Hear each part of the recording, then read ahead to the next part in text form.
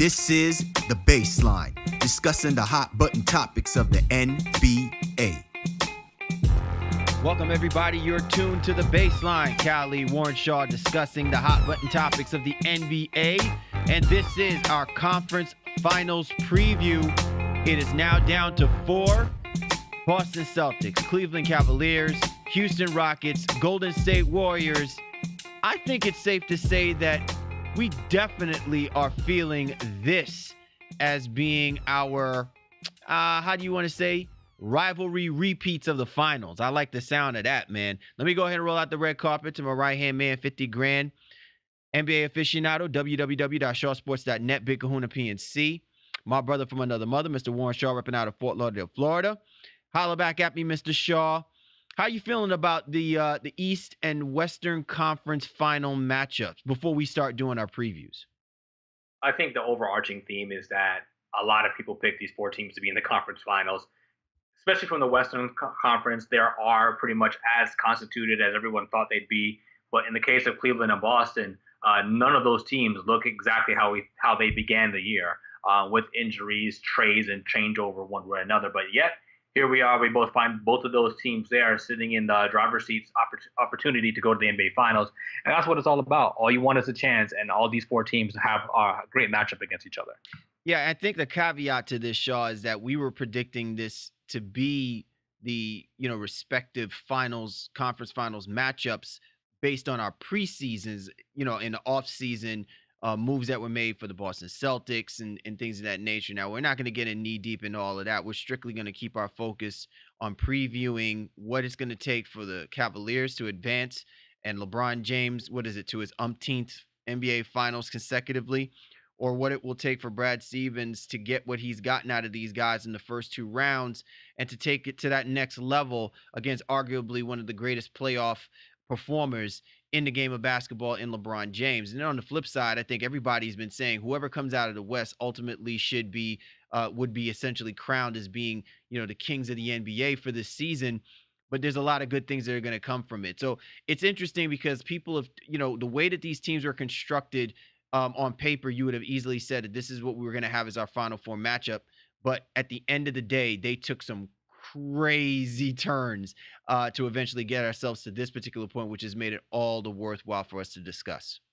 Yeah, I mean, again, I think it's a great point. It's just what it boils down to. Again, you get these teams playing great basketball at the right time. And, I think in the case, especially of Boston, they're probably the most unlikely of the teams to be here based on all the trials and tribulations that they've been to. And some could say the Cavaliers as well, too, with how they looked at specific points this season. But when you have the king, you have, one of the greatest players in NBA history on your roster, all things are possible, so to speak. And I think in the case of Golden State and Houston, just the 2 best teams playing the best basketball that they possibly can to meet up in a much anticipated Western Conference Finals. Although, and without tipping our hand a little bit, there seems to be some trepidation as to how great maybe Houston actually is. All right. Well, listen, we're not going to finagle with this. We're going to dig right in. We're going to go into our segment of the breakdown where we're going to talk about, both of these teams in the Eastern Conference between the Boston Celtics and the Cleveland Cavaliers. They ultimately will be starting off the conference finals for our NBA coverage, and then we'll go right into our discussion with the Houston Rockets and the Golden State Warriors. So once again, be sure to get at my man Shaw at Shaw Sports NBA or get at me at GameFace Lee. We're available on our show's Twitter handle at NBA Baseline. You know where to find us. All we ask you to do is download any one of the major platforms that we're on. Strap your headphones on. Allow us to be your go-to resource, getting you ready for this awesome conference finals matchup. You know how we do. You know how we roll. Time now for the breakdown. Time to break it down to the bone gristle. Time now for the breakdown. Callie Warrenshaw, the Baseline NBA podcast. Conference finals. That's right. We're ready to talk about it. And it's just absolutely phenomenal that we have gotten this far into the game. I really do think that because of all of the compelling competitiveness that has taken place in this NBA playoffs that we've experienced so far, Shaw, that it's actually made for it to be an exciting time. Like before I blinked my eye, we were already talking about, wow, we're just now getting into the playoffs, and a month has blown by and so much has happened with reference to what's happened in the Eastern Conference that while we expected there to be a potential Boston Celtics Cleveland Cavaliers matchup, Shaw, one of the other things that I think really stand out to me about this is that neither of these teams gave us any indication that they're taking this lightly. And I think that this is exactly one of the marquee reasons why we should really pay attention to the competitive flow that's going to take place through the course of this series. I definitely do not think, and I even think that even Tyronn Lue, to some degree, respects and understands how Brad Stevens is going to prepare this Boston Celtics team. This ain't going to be like the Celtics team that, finagled their way into the 8th seed a few years ago basically to be the ice skates for LeBron James to kind of roller coast, to kind of coast his way through to, an NBA Finals as a Cleveland Cavalier, his second first go around. Well, let's go about it this way, right? This is not a team, like as you alluded to, that scraped their way in. While some people think they didn't finish the season that strong because of the injuries to Kyrie and things of that nature, I think we're at a point where you're right. You just have to kind of respect what Boston is as a roster, as Put a some franchise. respect on their name, man. I mean, and people listen. We're amongst. You know how we are, Shaw. People ask us, who's your favorite team, and I live here, in New Jersey. Okay, and the first thing that people think or assume is that I should be a New York Knicks fan. Hella high water. It's inconceivable. I mean, the mystery is more about how I became a Boston Celtics fan while living in Brooklyn.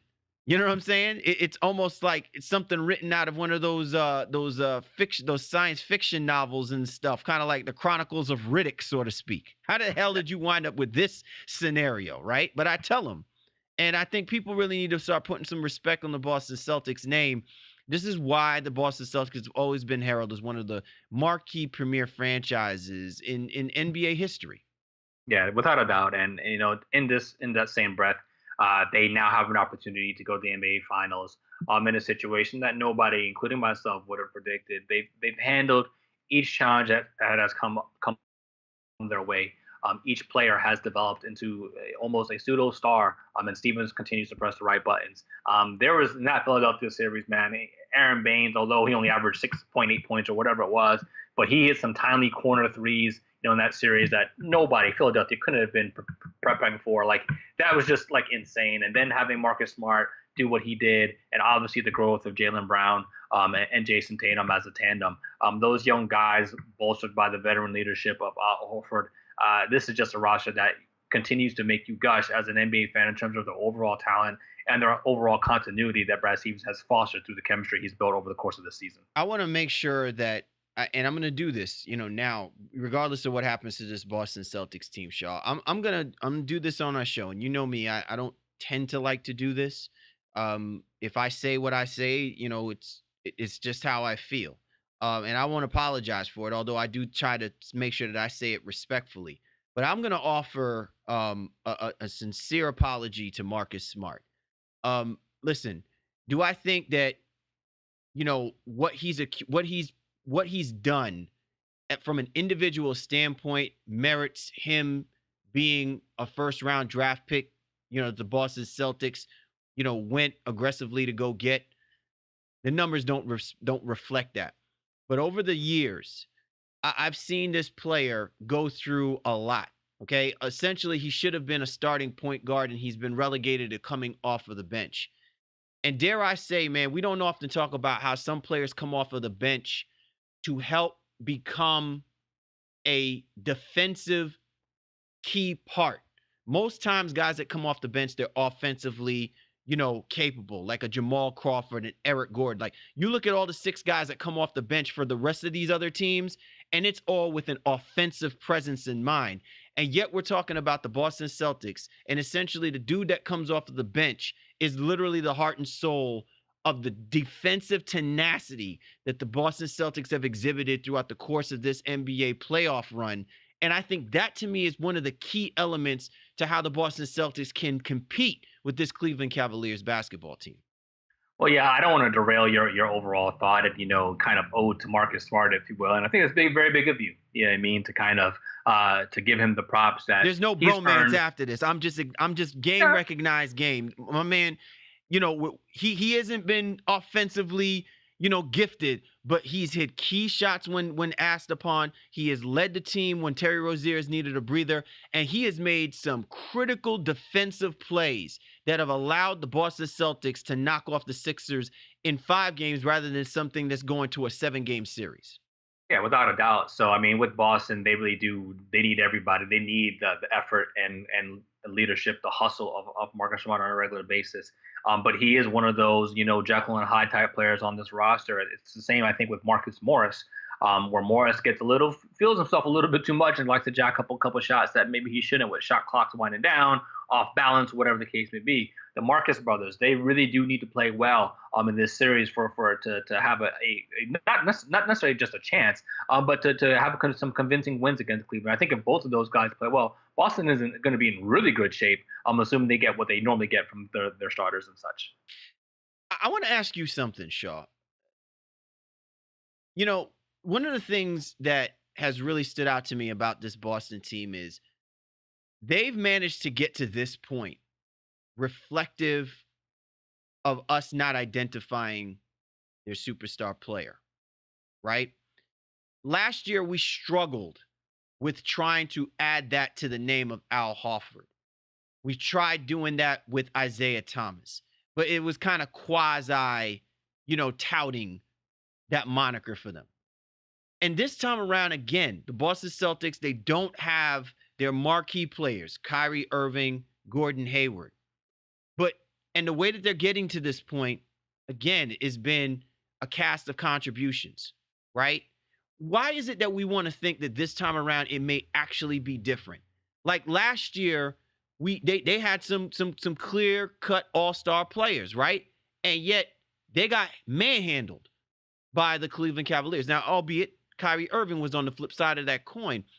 But I guess what I'm saying is that can we attach that? Like if we're saying that the Boston Celtics are in a head-to-head matchup, we know that the Cavaliers have LeBron James. And we're saying, can we do that with Jason Tatum or with Jaylen Brown or even with Al Horford? That you literally know that they have a go-to guy that can say, go get me that win in the final minutes of an NBA basketball game. Or are we going to rest our laurels on the idea that the Boston Celtics have to play the way that they've been playing, and we hope that this will equate to them equalizing what the Cavaliers have with LeBron James? Yeah, I don't think they're in a situation right now where they still have a clear-cut go-to guy. Tatum is leading them in scoring, and a lot of that is, off the strength of the Sixers series where he, played all those games and averaged over 20 points. Rozier's been right there. Horford has been right there at 17 a game in the playoffs. Jaylen Brown at 16.9 in the playoffs. So 4 guys averaging over 15 points a game for this team, with Tatum just below at 19 a game at 18.8. So if you're going just by what the numbers say, then it would be Tatum because he's taking the lead in that overall. But I think what you realize with this Boston team, when you have, again, 4 guys averaging over 15 a game, it's about who has the matchup. Brad Stevens is going to continue to exploit whatever matchup he feels is best and let that guy lead this team and lead that roster. And when the defense adjusts, then now it's your turn now to kind of take over it and do what you need to do. They're all going to contribute. They're all our stars in their own right for this Boston team specifically. But when it says, okay, well, who's the go-to guy? Who you just go and give it to? I don't know that as clearly defined. But by numbers, you probably go with Tatum with how well he's played thus far in the playoffs. Okay, so let's go ahead and look on the other side, right? The Cleveland Cavaliers. Clearly, we have seen this team evolve, right? In a very short amount of time. We weren't confident about the Cleveland Cavaliers coming out of the regular season, going into the playoffs. We knew that the matchup against them and the Indiana Pacers was going to be a tough matchup. We didn't really recognize it was going to wind up going to 7 games, right? And then something happened, between that 5th and that 7th game and the whole series against the Toronto Raptors.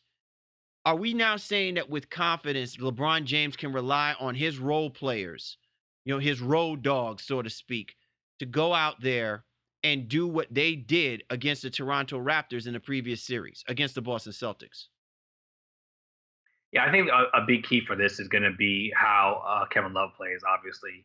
LeBron's going to be LeBron, and I'm sure Stevens will try to figure out a way who is going to actually take that role on defending him.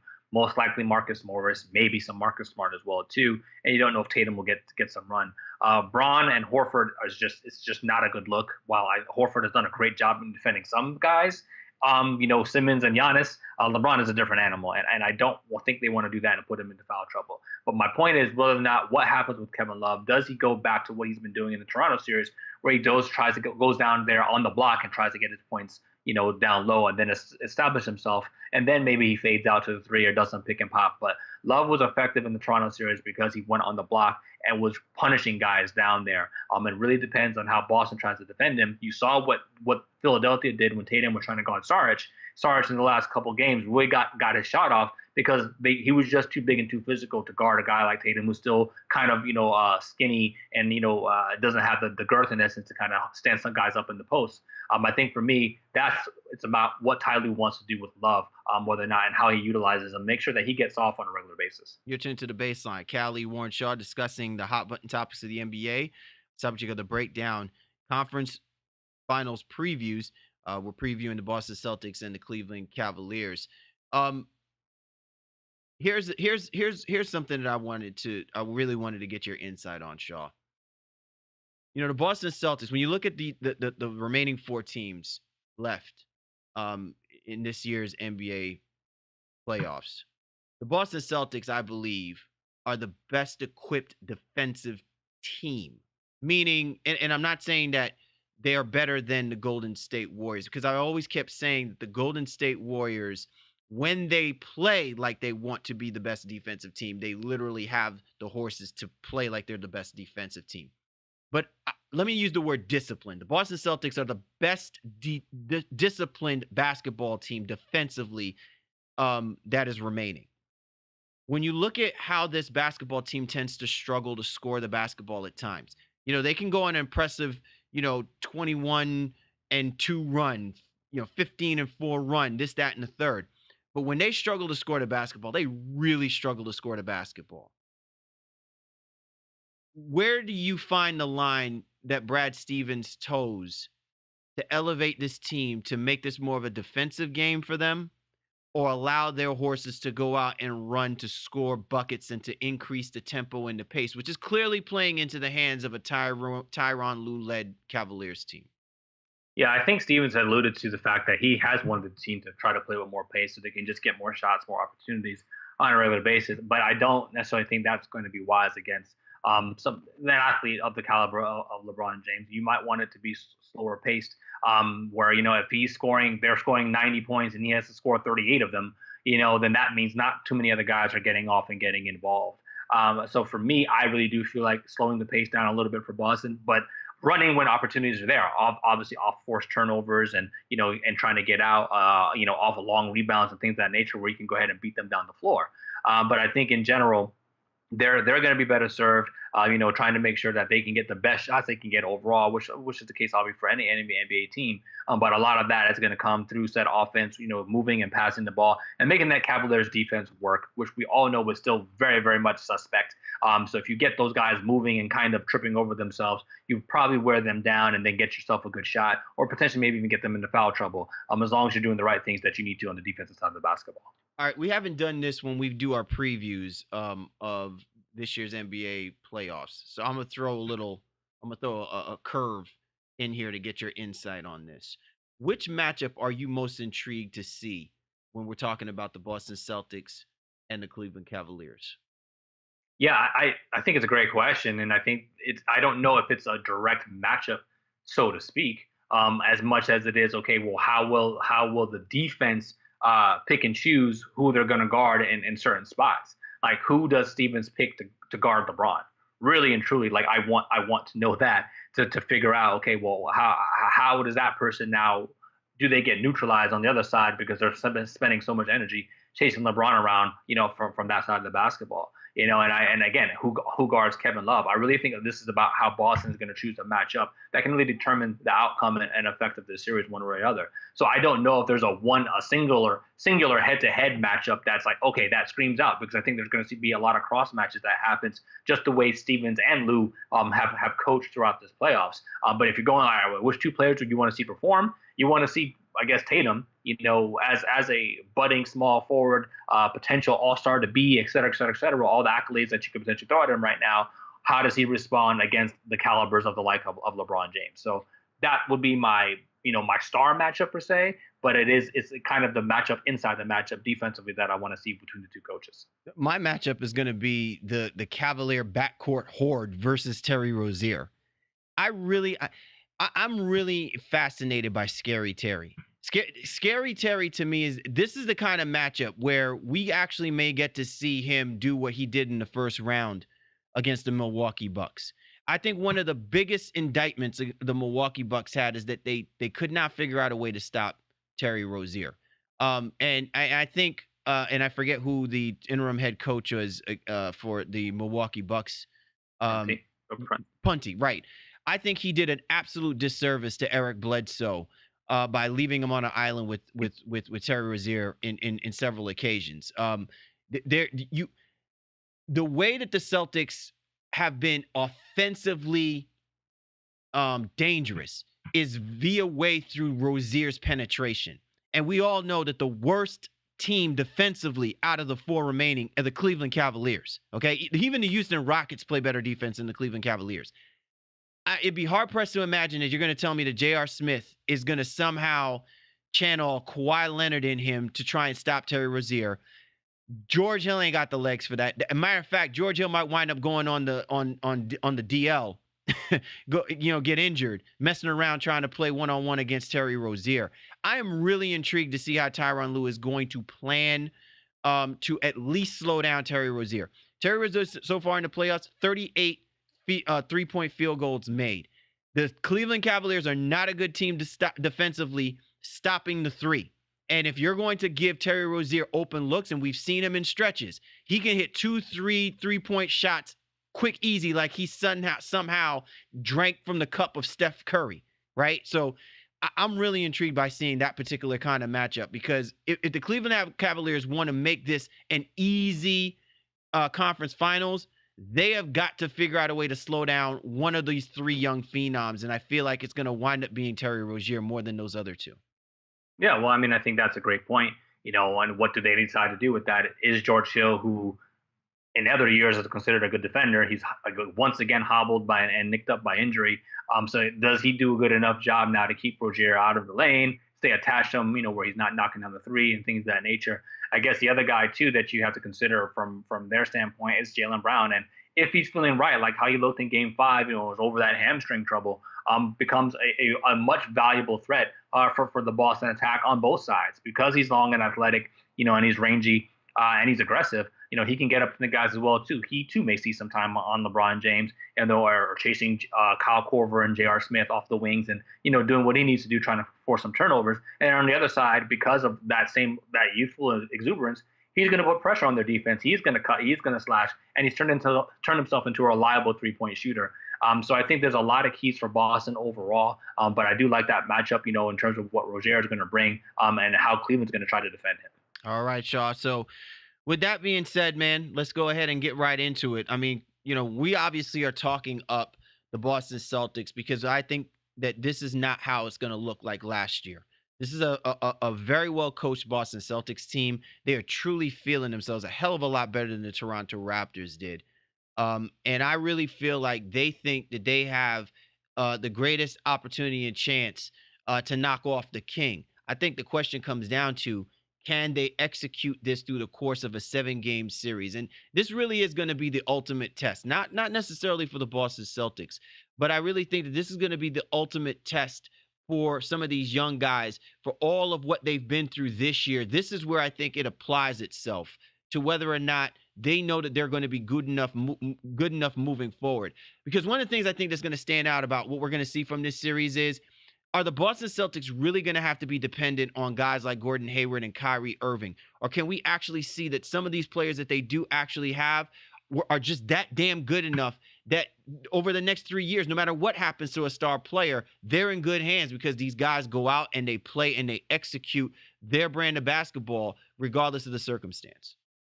Well, that's I think that's very true. But as I've alluded to, Boston has the luxury, I think, in this case, where I've used this term a lot. I think they have elite role players who are borderline stars at this point. And like I said, just the experience that they've gained in this year's playoffs.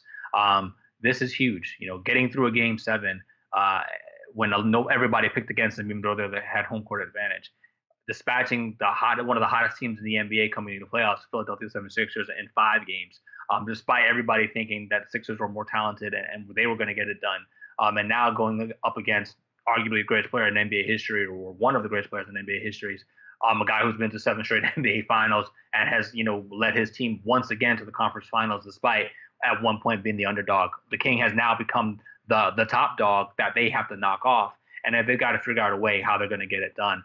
You're right. This is the ultimate challenge for this young group and this young core, including the head coach Brad Stevens and how he games plan against this team. I can't wait to see how they get it done, if they get it done, and how many games it takes one way or the other. All right, Shaw. So talk to me now. What happens with our Celtics? Really and truly, I do feel like they're playing with house money. And I've used this situation a lot. They don't believe that. They think they can win. They believe they should win. They have home court advantage. And the fact that everybody's going to pick against them is going to go ahead and do that. So, for the sake of argument, because I've been picking against them every single series and they've won, I'm going to pick against them again and hope for the best. But I think LeBron James and the Cleveland Cavaliers get this done in 6 hard-fought games. Potentially that it goes 7, but I think the Cavs and LeBron become too much.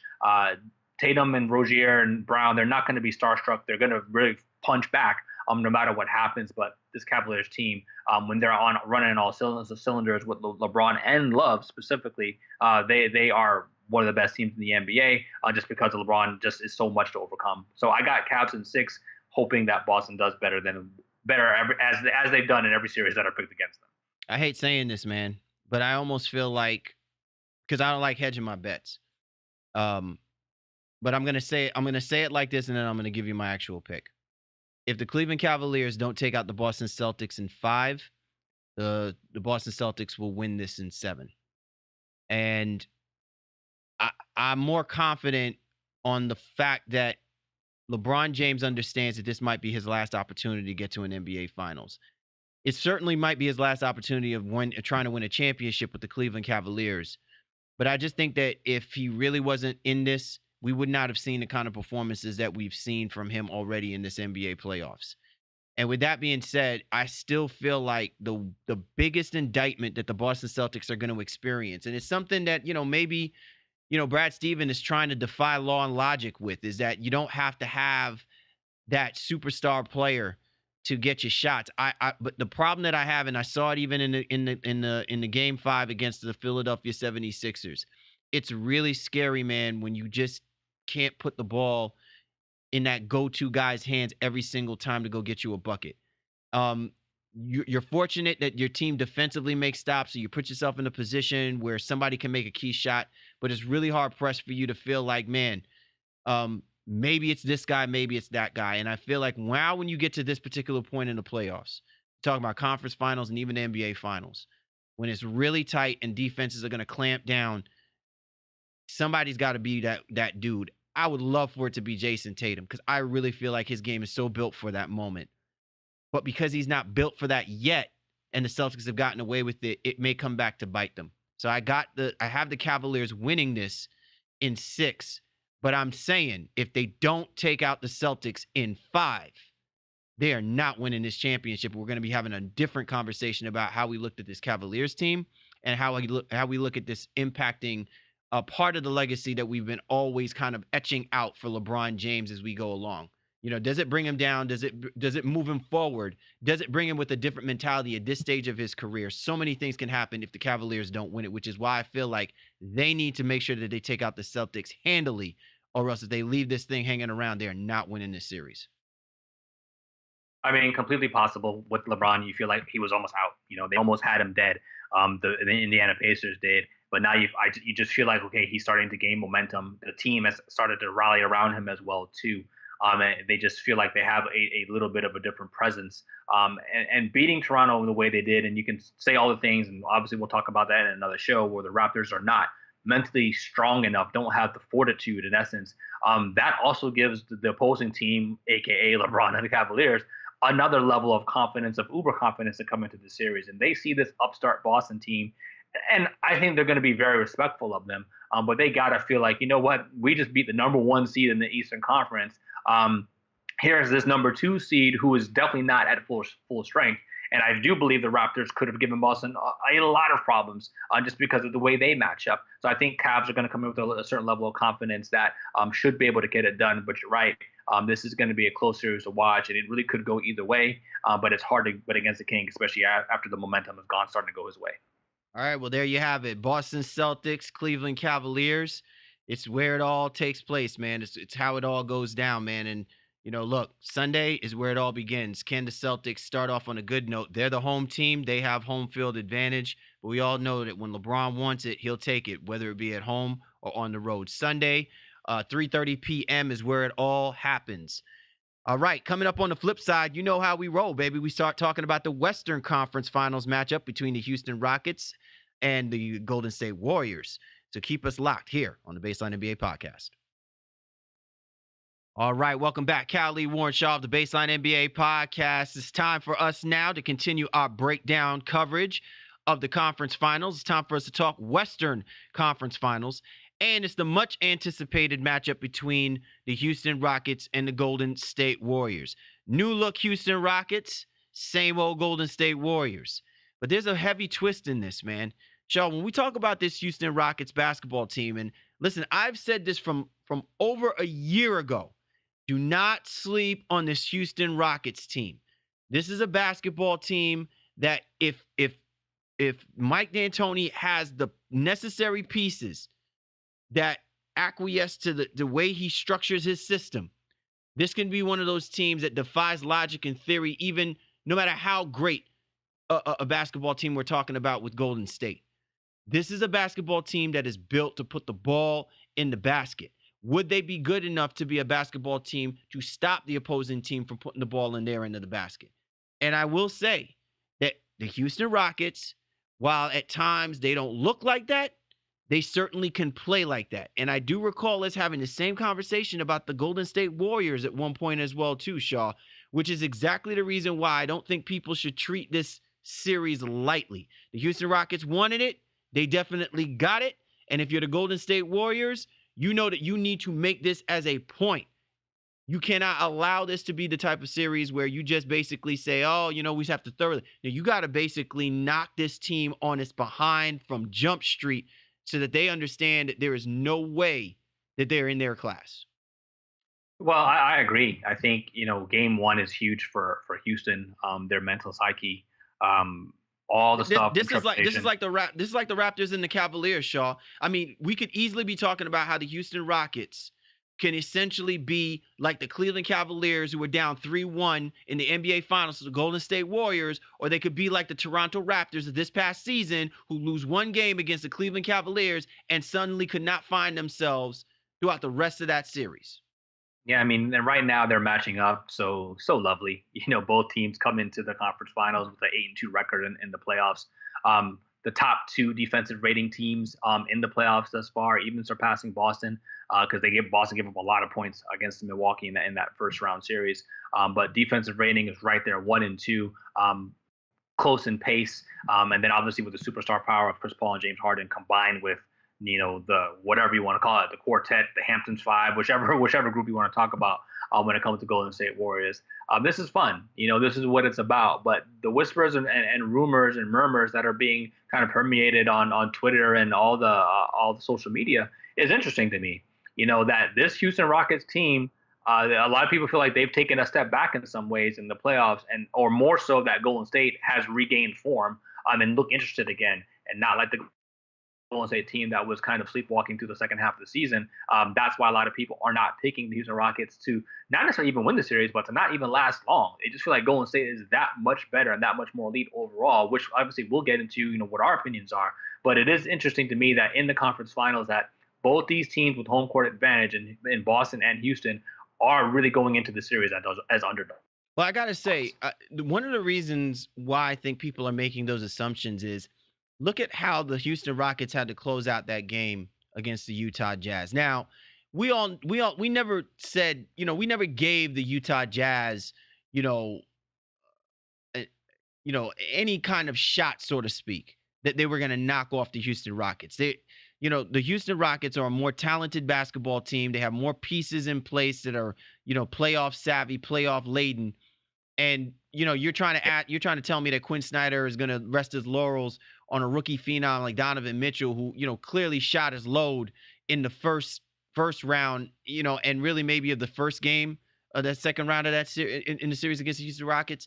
I just felt like, they were just up against it, right? This is just a more talented basketball team. But one of the things that really stood out to me was the inconsistency of James Harden so far in this playoff run. And if it wasn't for what Chris Paul did, which was all worldly yet again, I mean, the 41 points and, 10 plus assists in that closeout game was indicative of what we saw from Chris Paul when he was with the Los Angeles Clippers against the San Antonio Spurs, getting over the proverbial hump, so to speak. And I keep harkening back to that. Like, I get it, but I think the key here is about what James Harden is going to show up in this conference finals. If James Harden does not have any flow to his game going into this finals, and you're playing literally up against one of the better defensive teams that we're talking about in the Golden State Warriors, who knows what we're going to get from James Harden? I mean, it literally could be a guy that's going to help push this team to a 7-game series, or it literally could be someone who is totally ghosted in the series and might wind up attributing to the Rockets getting knocked out in 5. I love how you just, disrespected the 2017-18 MVP. However, you're completely justified. As Harden has had the disappearing acts and has been ghosted. And that's why everyone talks about he and Chris Paul. Chris Paul has never been to the conference finals. Harden has, but he has played terrible in stretches, in big moments of playoff series. And then you started to see that again in Game 5 against the Utah Jazz. But again, Chris Paul was there to save them, and that's what the difference is. I think they have each other that they're going to rely on. I've been saying that throughout the playoff series, that these two guys chose to play together. It wasn't a matter of Chris Paul just got traded there. Yes, in theory, he was traded there, but it was his decision, and he made that move happen as a result of talking to Doc Rivers and the Clippers and Daryl Morey and Houston Rockets. So in general, these two superstars have a lot on their shoulders and a lot to prove, but they're going to go through these battles together. And I do liken it to what you said earlier. They do have a little bit of the Raptors and Cavs feel to it in terms of the two rosters, where you can put Chris Paul and James Harden in the positions of Lowry and DeRozan. Listen, can they get past their proverbial ghosts, their boogeymen in the form of the Golden State Warriors? And this is going to be what it's all about. So we want to see these two guys perform at the highest stage, especially Harden, who has disappeared, as you alluded to. Now, I will say this. One of the things that I think is going to be key in this series is temperament. We keep looking at what happened to Draymond Green, and it's interesting. We have this tendency to latch on to too much of, a player's past and not attribute the evolution of a player, especially if they put themselves right back in the same situation and they got over that scenario, right? Let's not forget, man, one of the things that we've often talked about with Chris Paul is, while he is a bulldog, there are times where we feel like he needs to put himself on a leash. When I say that, I don't mean it in a disrespectful way. What I'm saying is that I think he gets too emotionally caught up at times, that he takes himself out of the moment or out of the game where the game needs him to be. And this is a Golden State Warriors team that is going to test Chris Paul's temperament, okay? This is the chippiness that exists is not something that Chris Paul is experiencing when he moved, when he left to go to the Houston Rockets and he's dealing with his old team in the Los Angeles Clippers. I'm not talking about that.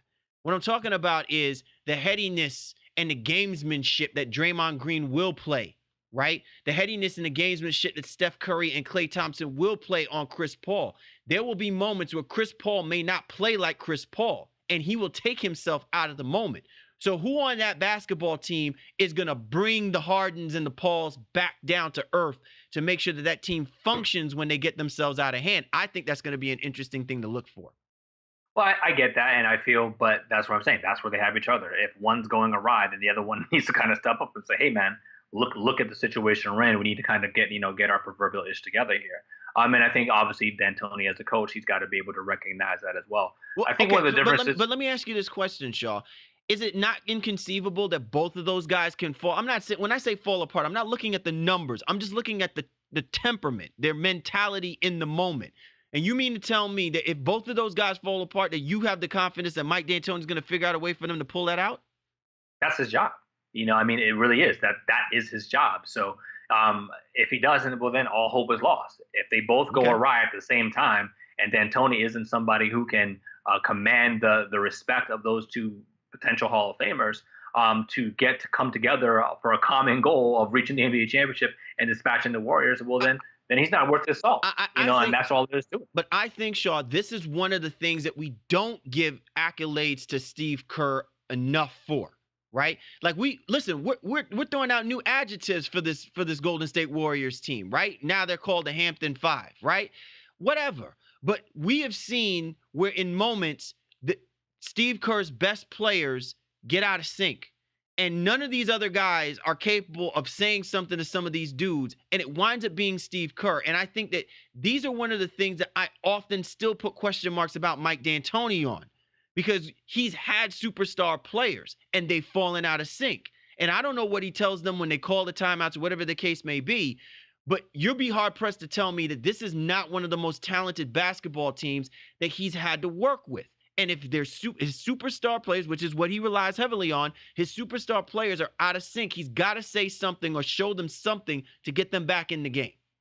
Well, the thing with Houston, though, is while Golden State has a lot of strong personalities, I think Houston has quietly strong personalities, on that roster. So while they'll take direction and mentorship and leadership from Chris Paul and James Harden, if you're what you're talking about, if that does happen, there are guys on this roster that can try to bring them back to earth, even on the team. And I think a guy like PG Tucker stands out. You forget, even Joe Johnson on the bench is a veteran guy who's been through a lot of playoff battles.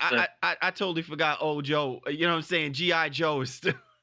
He's there, and again, I think and a lot of it is for that type of situation to coach young guys if they kind of go off the rail or what the case would be, but maybe even to command the respect of Paul and Harden if they kind of go off the rails sometimes as well too.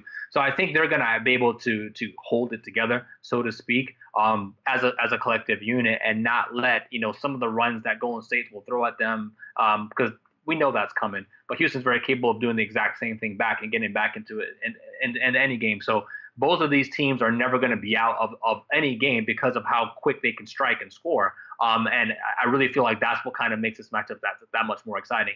Even if someone goes up 15, 17, 20 points, whatever it is, the other team can come right back within a 3 to 4 minute stretch. All right, you're tuned to The Baseline. Callie, Warren, Shaw discussing the hot button topics of the NBA, a subject of the breakdown, as we are discussing the Western Conference Finals, Houston Rockets taking on the Golden State Warriors. You brought up an interesting point just a moment ago, Shaw, which is going to lead me into this next part of my questioning for you. If you're Mike D'Antoni and you understand how this pace is going to be played between the Warriors and the Rockets, how deep do you think he should go with the lineup? I think he's got to see whatever he needs, really. And I don't think you can go to playoff matchups like, okay, well, I'm only going to play these 7 guys. That can be maybe the framework in which you work with, but good coaches understand game flow.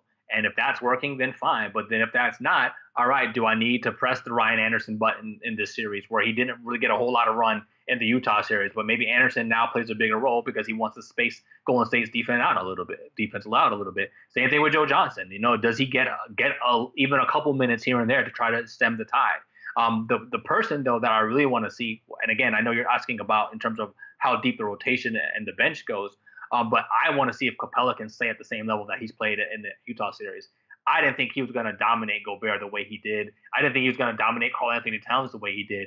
He's had a phenomenal playoff series, averaging 14 and 12 a game, almost 3 blocks. Just wow. Again, just wow. This guy, you can't say enough about him.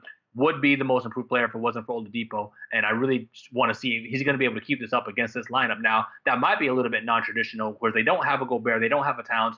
Draymond might be the guy who's trying to check him. Does he slip behind Green and continue to get those lobs?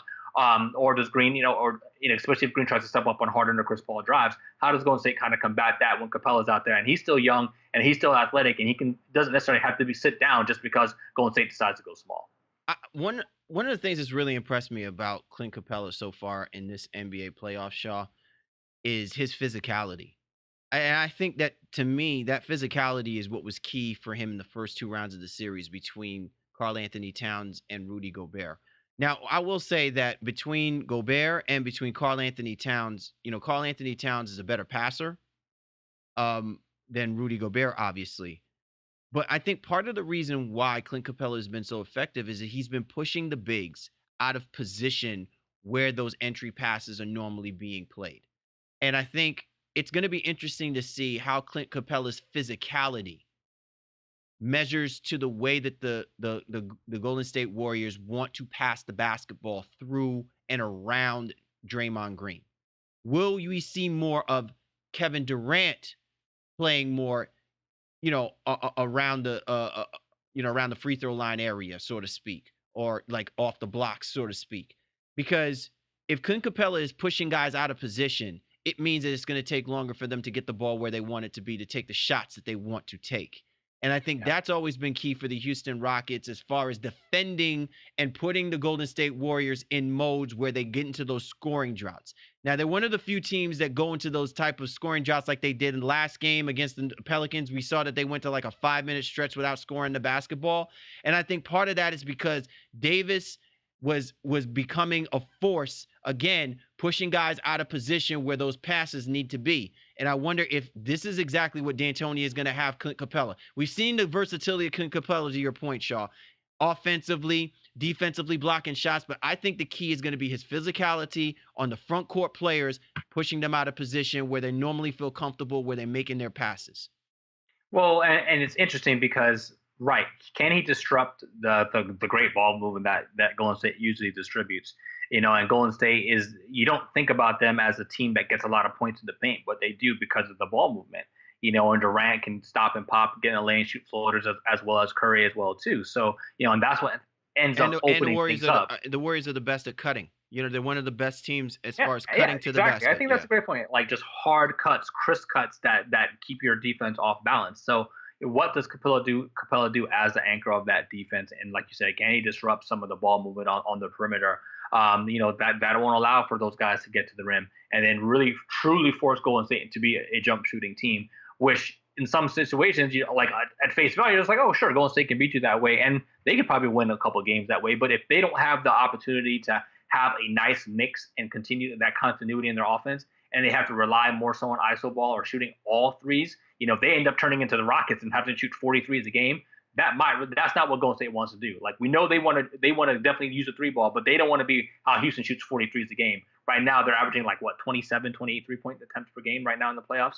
So for me, I think that's a great point where if Capella can do that, but not even him, not only him, but guys like PJ Tucker and Luke Mahamute, how do they impact the perimeter and the ball movement that Golden State is trying to facilitate on the outside? Isn't it amazing, Shaw, how only a couple of years ago we were talking about how the Golden State Warriors have revolutionized the game of basketball with the way that they shoot the three, the propensity that they shoot the three, and the ability to make the three the way that they do. And here we're now talking about where if you're the Golden State Warriors, like we didn't even think of it too much, but in our mind, we kept saying to ourselves, the Golden State Warriors aren't shooting as many threes, right? Like, Steph Curry, he isn't making as many threes as James Harden and a bunch of other guys that are out there. Or, Klay Thompson, he's up there as far as percentage goes. But, it's just amazing to me how this team tends to evolve. Like they're trying to find the next level way to find a happy medium for their sublime, for them to figure out how they can dominate against other teams. And it'll be very interesting that now that the Houston Rockets are built, right? Like this is what Daryl Morey says. They're built to beat the Golden State Warriors. But are you really beating the Golden State Warriors? Are you really beating them at their own game? If their game is not the same game that they did 2-3 years ago, they may actually be looking to beat you in a different way that you did not conceive.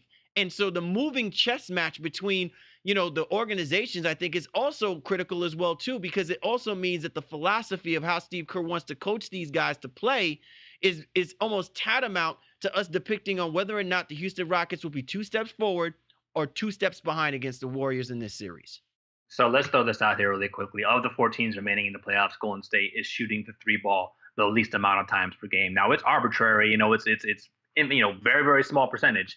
Boston shooting 30.3 and Golden State is last of the 4 teams remaining at 29.8 in terms of 3-point attempts going into this series. But where Golden State is just head and shoulders better than so many other teams in the playoffs is that they've been rebounding the hell out of the basketball, and I think that's going to be a huge factor in addition to their great passing. By far and away the best rebounding team left of the 4 teams, and by far and away the best passing team left of the 4 teams as well too. That's where they can definitely make some certain strides against the Houston Rockets. But I think the other thing that you need to worry about with Warriors, obviously all the time, as we were just talking about previously, is if Houston is able to disrupt any of that stuff that they have going on the perimeter because they pass and move the ball so much. 13.4 turnovers a game in the playoffs right now. That can really help the Houston Rockets if they can force that and get them into some of those streaks that Golden State is prone to. On the flip side, the Rockets are the best team in the playoffs, not just remaining, but the best team in the playoffs in terms of their turnovers per game at under 10 at 9.7. So they've been taking care of the basketball and doing a great job on that side and getting extra possessions just by not turning it over. And then that allows them to shoot all those extra threes. And you have guys like Capella out there trying to get you offensive rebounds and making teams make multiple efforts on that side of the basketball. That's huge. So I think this is a better matchup than people are giving it credit for, but a lot of things need to go right for Houston as long as D'Antoni can game plan in the correct way. All right. So how many games and who's moving on? So I do feel like it's going to go longer. I've seen a lot of 5 and 6.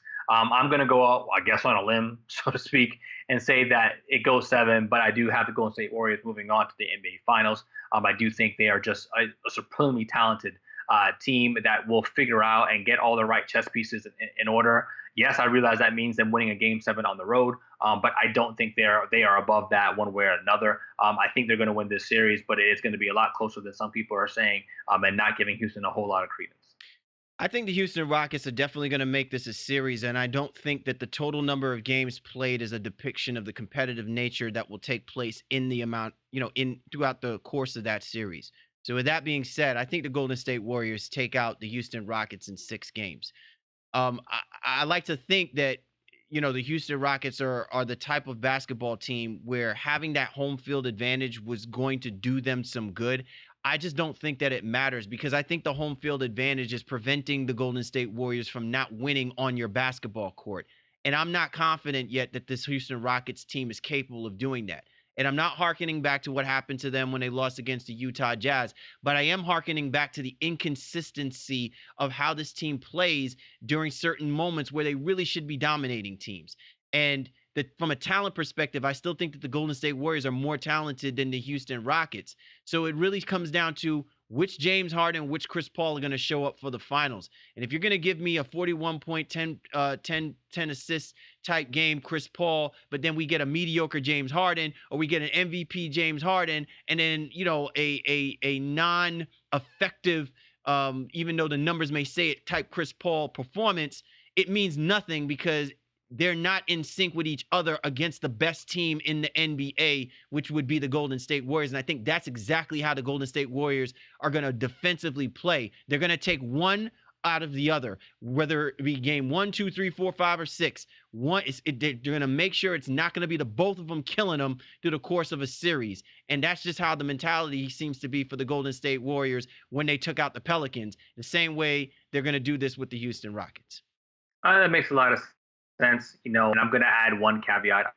I feel like Houston has multiple X factors in this, and again, we already talked about. They've got Capella a ton, and it all has to swing in their direction for it to work. But I agree with you. Yes, they do. Yeah, and I really want to see what happens with Eric Gordon. Only averaging 13 or 12.7 points per game in the playoffs, down from the 18 he was averaging in the regular season. I understand the playoffs are a different animal, and utilization changes, and how many touches you get, but I think he needs to be effective as a guy who can, make sure he can get back into that 15, 16 point per game range, and really make sure that he's putting pressure on Golden State's defense from all angles, not just three ball, but even driving, and getting into the lane as well too. I mean, he's got a sneaky little game. He's got a sneaky good handle at times. So if you can break the defense down some, that could be huge for Houston. I think it's going to be tantamount. To me, I would put him as my X factor for the Houston Rockets. He would look, we're going to be looking at the all-star numbers from James Harden and Chris Paul, and even maybe to some degree what Capella will contribute and do. But I ultimately think that for them to win this series against the Golden State Warriors, it's going to come down to the play of Eric Gordon. I really do. I've seen where Eric Gordon has tore a new one in the Golden State Warriors defense. He did it in the first game of the regular season, and he's been consistent with that. Now, if Steve Kerr is obviously keeping watch of that, he's going to try to figure out a way to neutralize Eric Gordon. So I feel like Eric Gordon is going to have to play above and beyond to help them take it to that next level, to if they have any chance of putting themselves in a position to go to the NBA Finals. This is Sure. sorry. What were you gonna say? No, I'm agreeing. I'm agreeing with you 100%. So we'll see how it goes, man. Go ahead and I hope everyone has enjoyed this show. Western Conference Finals preview, Eastern Conference Finals preview, 4 best teams, Final 4 of the NBA. And this is what it's all about. All the marbles are on the line here for your respective conferences, and the right to play for that Larry O'Brien trophy, homie. Bank on that, brother. Bank on it. Once again, we'd like to thank you and yours for tuning in with us here on the Baseline NBA podcast, and enjoy the conference finals. For the Baseline, Cal Lee, Warren Shaw, we appreciate you guys. You know we do. We'll catch up with you next time.